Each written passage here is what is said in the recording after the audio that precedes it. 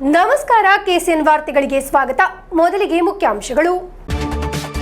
Cable TV operators ರಾಜ್ಯ ಸಮ್ಮೇಳನದ ಭಾಗವಾಗಿ ಇರುವ ಪತಾಕಿ ಜಾಥಾ ಕಾಸರಗೋಡಿನಿಂದ ಪ್ರಯಾಣ ಆರಂಭ. ಪೆರಿಯ ಕೇರಳ ಕೇಂದ್ರ ವಿಶ್ವವಿದ್ಯಾನಿಲಯದ ಇಂಗ್ಲಿಷ್ ವಿಭಾಗದ ಸಹಾಯಕ ಪ್ರಾಧ್ಯಾಪಕ ಇಫ್ತಿಕರ್ ಅಹಮದ್ ವಿಶ್ವವಿದ್ಯಾನಿಲಯದಿಂದ ಮತ್ತೆ ಅಮಾನತು. ಕಣಿಪುರ ಶ್ರೀ ಗೋಪಾಲಕೃಷ್ಣ ದೇವಸ್ಥಾನದಲ್ಲಿ ವಾರ್ಷಿಕ ಜಾತ್ರಾ ಮಹೋತ್ಸವದ ಸಮಾಪನ, ಹಲವಾರು ಮಂದಿ ಭಕ್ತರ ಆಗಮನ. ಮಧೂರು ಶ್ರೀ ಮದನಂತೇಶ್ವರ ಸಿದ್ಧಿವಿನಾಯಕ ದೇವಸ್ಥಾನದಲ್ಲಿ 48 ದಿನಗಳ ಮಂಡಲ ಭಜನಾ ಸಂಕೀರ್ತನೋತ್ಸವ ಅದ್ದೂರಿಯ ಸಮಾರೋಪ ಸಮಾರಂಭ. ಕುಂಬಳೆ ಪಂಚಾಯತ್ನ ಕೋಡಿಯಮ್ಮ ಪ್ಲಾಂಟೇಶನ್ನಲ್ಲಿ ಕಳೆದ ವಾರ ಸಂಭವಿಸಿದ ಬೆಂಕಿ ಅವಘಡ ಇನ್ನೂ ನಿಯಂತ್ರಣಕ್ಕೆ ಬಂದಿಲ್ಲ. ವಾರ್ತೆಗಳು ವಿವರವಾಗಿ. ಕೇಬಲ್ ಟಿವಿ ಆಪರೇಟರ್ಸ್ ರಾಜ್ಯ ಸಮ್ಮೇಳನದ ಭಾಗವಾಗಿ ಇರುವ ಪತಾಕಿ ಜಾಥಾ ಕಾಸರಗೋಡಿನಿಂದ ಪ್ರಯಾಣ ಆರಂಭಿಸಿತು. ಎನ್ಎಚ್ ಅನ್ವರ್ ರವರ ನೆನಪುಗಳನ್ನು ಸಾರುವ ಮಣ್ಣಿನಲ್ಲಿ ಪುಳಿಕುಂದ ನಿವಾಸದಲ್ಲಿ ಆಶಾ ಅನ್ವರ್ ಧ್ವಜಾರೋಹಣ ನೆರವೇರಿಸಿದರು. ಸಿಒಎ ರಾಜ್ಯ ಕಾರ್ಯಕಾರಿ ಸಮಿತಿ ಸದಸ್ಯ ಪ್ರಜಿಶಾ ಚಂಡಿ ನಾಯಕರಾದ ಜಾಥಾ ಶಾಸಕ ಸಿಎಚ್ ಕುಂಜಂಬು ಉದ್ಘಾಟಿಸಿದರು.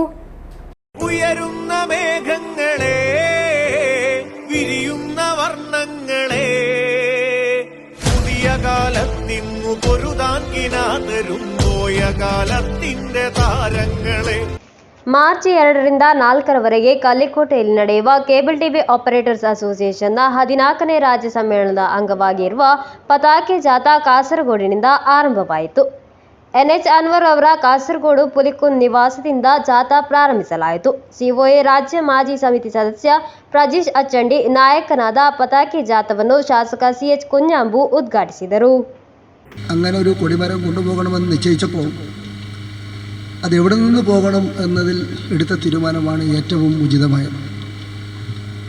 അൻവറിൻ്റെ ഭവനത്തിൽ വെച്ച് അദ്ദേഹത്തിൻ്റെ പ്രിയപ്പെട്ട സഹധർമ്മിണിയിൽ നിന്ന് ഫ്ലാഗ് ഓഫ് ചെയ്ത് ഈ കൊടിമരം കൊണ്ടുപോകണമെന്ന തീരുമാനമാണ് ആ സമ്മേളനത്തിൻ്റെ ഗാംഭീര്യവും മാറ്റവും കൂട്ടുന്നത്.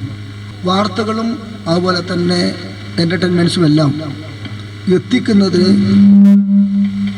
വളരെയേറെ സാങ്കേതിക പരിജ്ഞാനം നേടി കാര്യങ്ങൾ നടപ്പിലാക്കിയ ഒരു വ്യക്തിയായിരുന്നു അൻവർ എന്ന് നിങ്ങൾക്കെല്ലാവർക്കും അറിയാം. മറ്റെല്ലാവർക്കും ഉണ്ടാകുന്നത് പോലെ തന്നെ ചില പ്രശ്നങ്ങൾ ഈ കേബിൾ ടി വി രംഗത്ത് ജോലി ചെയ്യുന്ന നിങ്ങൾക്കും ആ ചില സാങ്കേതിക ബുദ്ധിമുട്ട് പ്രശ്നങ്ങളൊക്കെ നേരിടുന്നുണ്ട്. അതിനെല്ലാം ആവശ്യമായ പരിഹാരം അത് സമയത്ത് ഇടപെട്ട് ചെയ്യാൻ പറ്റാവുന്നതിന് പരമാവധി ചെയ്തു തരുമെന്നും നിങ്ങളുടെ സമ്മേളനം ഒരു വൻ വിജയമാകട്ടെ എന്നും ആശംസിച്ചുകൊണ്ട് ಎನ್ಎಚ್ ಅನ್ವರ್ ಅವರ ಪತ್ನಿ ಆಶಾ ಅನ್ವರ್ ಧ್ವಜಾರೋಹಣ ಮಾಡಿದರು.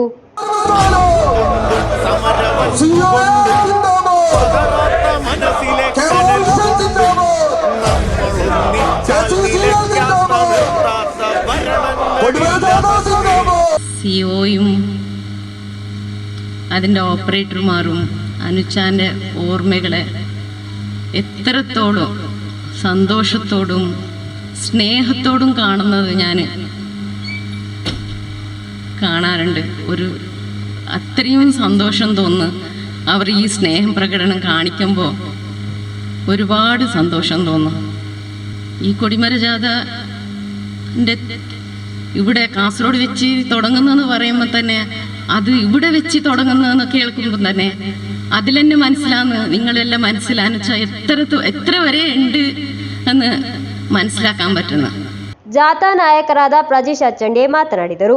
ഈ സമ്മേളനം ഇന്ന് കോഴിക്കോട് വെച്ച് നടക്കുമ്പോൾ യഥാർത്ഥത്തിൽ ഒരു സമ്മേളന നഗരിയുടെ ഏറ്റവും അടുത്ത ജില്ലയിൽ നിന്ന് വേണമെങ്കിൽ നമുക്ക് ഈ കൊടിമര യാത്ര ആരംഭിക്കാം. പക്ഷേ ഈ ചൂടിലും ഇത് കാസർഗോഡ് അൻവർക്കയുടെ വീട്ടിൽ നിന്ന് തന്നെ എടുക്കണമെന്ന് നമ്മുടെ സംഘാടക സമിതി തീരുമാനിക്കുകയായിരുന്നു.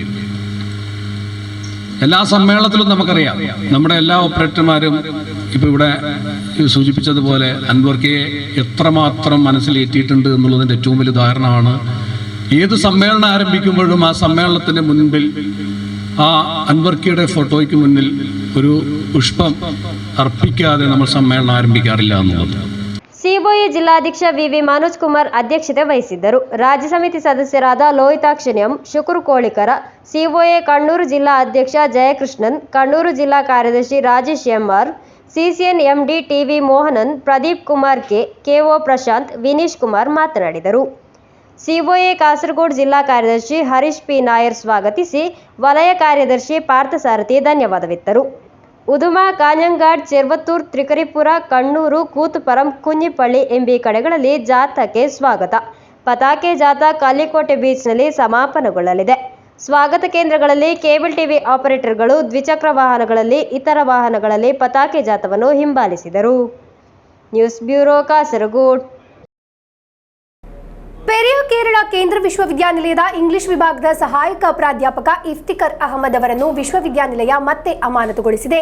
ಜಾಮೀನು ಷರತ್ತುಗಳ ಉಲ್ಲಂಘನೆ ಕ್ರಮದ ಹಿಂದಿದೆ ಎಂಬುದು ಅಧಿಕಾರಿಗಳ ವಿವರಣೆ.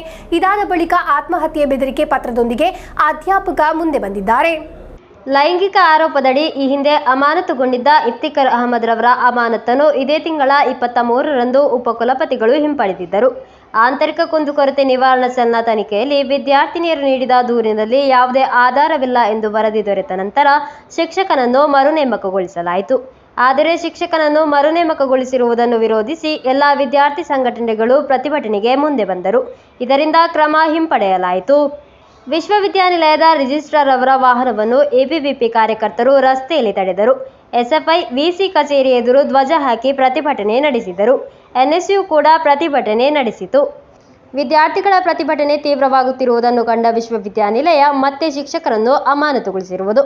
ಶಿಕ್ಷಕರ ವಿರುದ್ಧ ಬೇಕಲ ಪೊಲೀಸರು ದಾಖಲಿಸಿದ ಪ್ರಕರಣದಲ್ಲಿ ಹೈಕೋರ್ಟ್ ಷರತ್ತುಬದ್ಧ ಜಾಮೀನು ಮಂಜೂರು ಮಾಡಿದೆ. ವಿಶ್ವವಿದ್ಯಾನಿಲಯ ಇರುವ ಹೊಸದುರ್ಗ ತಾಲೂಕಿಗೆ ಪ್ರವೇಶಿಸಬಾರದು ಎಂಬ ಹೈಕೋರ್ಟ್ ಜಾಮೀನು ಷರತ್ತು ಹಿನ್ನೆಲೆಯಲ್ಲಿ ಅಮಾನತು ಮಾಡಲಾಗಿದೆ ಎಂದು ಅಧಿಕಾರಿಗಳು ವಿವರಿಸಿದ್ದಾರೆ.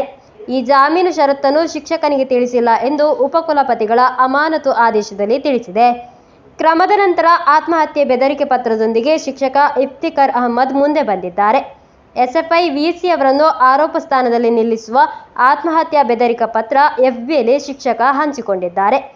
ಆಂತರಿಕ ಕುಂದುಕೊರತೆ ಪರಿಹಾರ ಸಮಿತಿಯಿಂದ ದೋಷಮುಕ್ತರಾಗಿದ್ದರೂ ಮರು ಅಮಾನತು ಕ್ರಮದಲ್ಲಿ ಷಡ್ಯಂತ್ರವಿದೆ ಎಂದು ಶಿಕ್ಷಕನ ವಾದ. News bureau Kasaragod. ಕಣಿಪುರ ಶ್ರೀ ಗೋಪಾಲಕೃಷ್ಣ ದೇವಸ್ಥಾನದಲ್ಲಿ ವಾರ್ಷಿಕ ಜಾತ್ರಾ ಮಹೋತ್ಸವ ಸಮಾಪನಗೊಂಡಿತು. ಹಲವಾರು ಮಂದಿ ಭಕ್ತರು ಆಗಮಿಸಿದ್ದರು. ಕಣಿಪುರ ಶ್ರೀ ಗೋಪಾಲಕೃಷ್ಣ ದೇವಸ್ಥಾನದಲ್ಲಿ ವಾರ್ಷಿಕ ಜಾತ್ರಾ ಮಹೋತ್ಸವ ವಿವಿಧ ವೈದಿಕ ಧಾರ್ಮಿಕ ಕಾರ್ಯಕ್ರಮಗಳೊಂದಿಗೆ ಸಮಾಪನಗೊಂಡಿತು. ಬೆಳಗ್ಗೆ ಕವಾಟೋದ್ಘಾಟನೆ, ತುಲಾಭಾರ ಸೇವೆ ನಡೆಯಿತು. ಅಪರಾಹ್ನ ಮಹಾಪೂಜೆ, ಬಲಿ, ಅನ್ನದಾನ ನಡೆಯಿತು.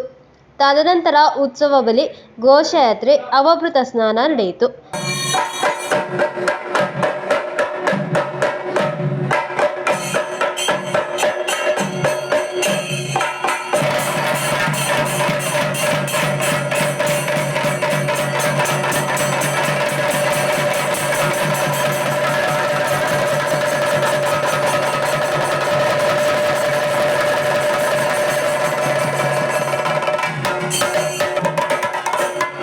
ಧ್ವಜ ಅವರೋಹಣದೊಂದಿಗೆ ಉತ್ಸವ ಸಮಾಪನಗೊಂಡಿತು.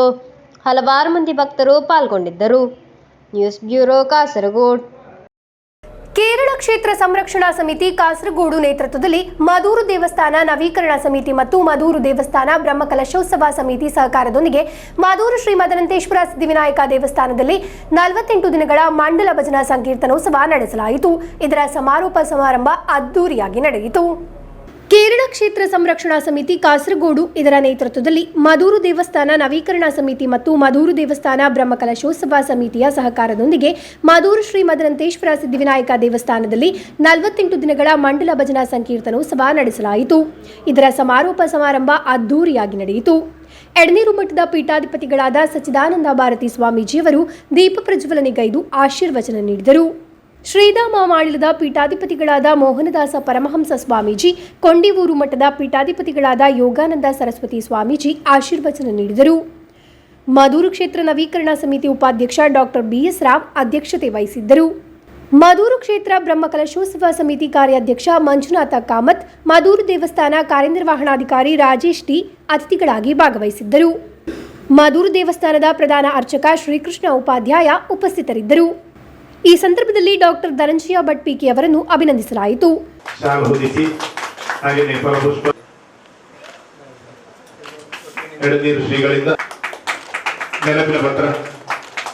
ಶ್ರೀ ಕ್ಷೇತ್ರದಲ್ಲಿ 48 ದಿನ ನಡೆದ ಮಂಡಲ ಸಂಕೀರ್ತನೋತ್ಸವದಲ್ಲಿ ಭಾಗವಹಿಸಿದ ತಂಡಗಳಿಗೆ ಪ್ರಮಾಣ ಪತ್ರ ವಿತರಿಸಲಾಯಿತು.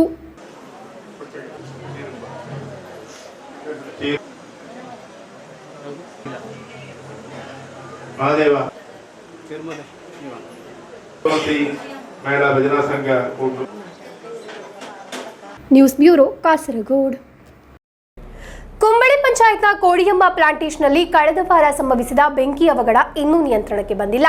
ಒಣಗಿ ಬಲಿತ ಗಾಳಿ ಮರಗಳು ಒಂದು ವಾರದಿಂದ ಹಗಲು ರಾತ್ರಿ ಹೊತ್ತಿ ಹೋಗುತ್ತಿವೆ. ಸಮುದಾಯ ಅರಣ್ಯ ವಿಭಾಗದ ಅಡಿಯಲ್ಲಿ ಕುಂಬಳೆ ಪಂಚಾಯತ್ನ ಕೋಡಿಯಮ್ಮ ಪ್ಲಾಂಟೇಶನ್ನಲ್ಲಿ ಕಳೆದ ವಾರ ಸಂಭವಿಸಿದ ಬೆಂಕಿ ಅವಘಡ ಇನ್ನೂ ನಿಯಂತ್ರಣಕ್ಕೆ ಬಂದಿಲ್ಲ. ಒಣಗಿ ಬಲಿತ ಗಾಳಿ ಮರಗಳು ಒಂದು ವಾರದಿಂದ ಹಗಲು ರಾತ್ರಿ ಹೊತ್ತಿ ಹೋಗುತ್ತಿವೆ.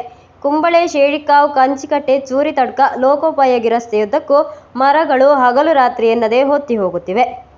ನೂರಾರು ಮನೆಗಳು, ಶಾಲೆಗಳು, ದೇವಸ್ಥಾನಗಳು ಇರುವ ಪ್ರದೇಶದಲ್ಲಿ ವರ್ಷಗಳಿಂದ ಬೆಂಕಿ ಅವಘಡ ಸಂಭವಿಸುತ್ತಿದೆ. ವಿದ್ಯಾರ್ಥಿಗಳು ಸೇರಿದಂತೆ ಹಲವಾರು ಮಂದಿ ನಡೆದುಕೊಂಡು ಹೋಗುವ ರಸ್ತೆಯಲ್ಲೇ ಬೆಂಕಿ ಅವಘಡ ಉಂಟಾಗುತ್ತಿರುವ ಆತಂಕದಲ್ಲಿದ್ದಾರೆ ಸ್ಥಳೀಯರು. ആ കാട് വെട്ടിത്തെളിക്കാനുള്ള ഇല്ലാന്ന് ഇപ്പോൾ ഫോറസ്റ്റ് ഉദ്യോഗസ്ഥരുള്ളത്. പക്ഷെ അങ്ങനെയല്ല, അത് മൊത്തത്തിൽ ഇപ്പോൾ ഉള്ളത് അവിടുന്ന് മൊത്തത്തിൽ മുറിച്ച് മാറ്റിയിട്ട് ജനവാസ കേന്ദ്രമായതുകൊണ്ട് അടിക്കാടുകളും മറ്റു മരങ്ങളെല്ലാം മൊത്തത്തിൽ മുറിച്ച് മാറ്റി പുതിയ നല്ല മരങ്ങൾ വെച്ച് പിടിപ്പിച്ച് ജനോപകാരപ്രദമാകുന്ന രീതിയിൽ കാട്ടുപന്നികളെ ശല്യമോ മറ്റു മൃഗങ്ങളൊന്നോ വന്ന് കൂടാത്ത രീതിയിൽ ജനങ്ങൾ മറ്റ് സംഘടനകളോ പരിപാലിച്ചു പോരുന്ന രീതിയിൽ, പിന്നെ പൊതുജനങ്ങൾക്ക് പ്രശ്നമില്ലാത്ത ബുദ്ധിമുട്ടില്ലാത്ത രീതിയിൽ ഈ ഫോറസ്റ്റിനെ നല്ല മരങ്ങൾ വെച്ച് പിടിപ്പിച്ച് പുതുതായി വെച്ച് പിടിപ്പിച്ച് ഈ ബുദ്ധിമുട്ടുകൾ, കാട്ടുപന്നി ശല്യവും മറ്റു മൃഗങ്ങളുടെ ബുദ്ധിമുട്ട് ഒഴിവാക്കി തരണമെന്നുള്ള ഒരു അപേക്ഷയാണ്, അഭ്യർത്ഥനയാണ് ഇപ്പോൾ നടത്താനുള്ളത് ಸರ್ಕಾರನೋಡು ಫಾರೆಸ್ಟ್ ಡಿಪಾರ್ಟ್ಮೆಂಟ್ನೋಡು. ಬಲಿತ ಮತ್ತು ಒಣಗಿದ ಮರಗಳನ್ನು ತೆರವುಗೊಳಿಸಲು ಕ್ರಮ ಕೈಗೊಳ್ಳದಿರುವುದು ಆಗಾಗ ಬೆಂಕಿ ಅವಘಡ ಸಂಭವಿಸಲು ಕಾರಣವಾಗಿದೆ. ಅಗ್ನಿಶಾಮಕ ದಳದವರು ಬಂದು ಬೆಂಕಿಯನ್ನು ನಂದಿಸಿದರೂ ನಂತರ ಬೆಂಕಿ ವ್ಯಾಪಿಸುತ್ತಿರುವುದು ಕಂಡುಬಂದಿದೆ. ಈ ನಿಟ್ಟಿನಲ್ಲಿ ಅರಣ್ಯ ಇಲಾಖೆ ಅಧಿಕಾರಿಗಳ ನಿರ್ಲಕ್ಷ್ಯದ ವಿರುದ್ಧ ಕಾನೂನು ಹೋರಾಟಕ್ಕೆ ಸಿದ್ಧತೆ ನಡೆಸುತ್ತಿದ್ದಾರೆ ಸ್ಥಳೀಯರು. Dhanraj, news bureau, Uppala. Patla government higher secondary ಶಾಲೆಯ ಈ ವರ್ಷದ ಶಾಲಾ ಮಟ್ಟದ ಕಲಿಕೋತ್ಸವ ವಿವಿಧ ಕಾರ್ಯಕ್ರಮಗಳೊಂದಿಗೆ ನಡೆಯಿತು. ಮದೂರು ಗ್ರಾಮ ಪಂಚಾಯತ್ ಶಿಕ್ಷಣ ಸ್ಥಾಯಿ ಸಮಿತಿ ಚೇರ್ಮನ್ ಉಮೇಶ್ ಗಟ್ಟಿ ಉದ್ಘಾಟಿಸಿದರು. ಪಟ್ಲ ಗವರ್ಮೆಂಟ್ ಹೈಯರ್ ಸೆಕೆಂಡರಿ ಶಾಲೆಯ ಈ ವರ್ಷದ ಶಾಲಾ ಮಟ್ಟದ ಕಲಿಕೋತ್ಸವ ವಿವಿಧ ಕಾರ್ಯಕ್ರಮಗಳೊಂದಿಗೆ ನಡೆಯಿತು. ಸ್ಕಿಟ್, ನಾಟಕ, ನೃತ್ಯ ಮುಂತಾದ ಕಾರ್ಯಕ್ರಮಗಳು ನಡೆದವು.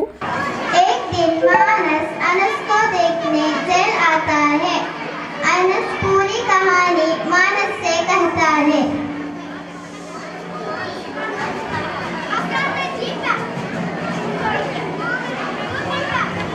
डरो मत, मैं हूं ना.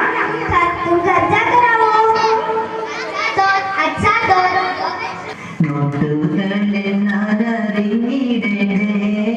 കണക്കുകൾ പലതും കുടിച്ചിടേ കണക്കിലെ പട്ടിക അറിഞ്ഞിടേ.